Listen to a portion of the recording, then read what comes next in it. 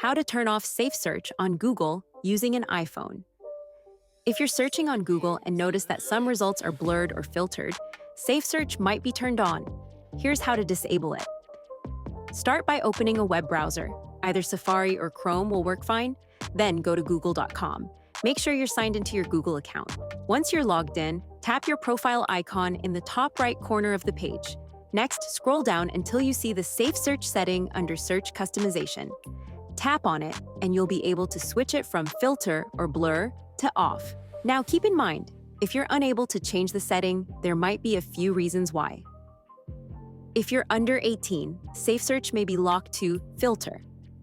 If your account is supervised, like a child or student account, a parent or guardian may control the settings. If your Google account or device is managed by a school, employer, or organization, an admin might have locked the SafeSearch setting and only they can turn it off. In any of these cases, you need the permission or help of the person managing the account to make changes.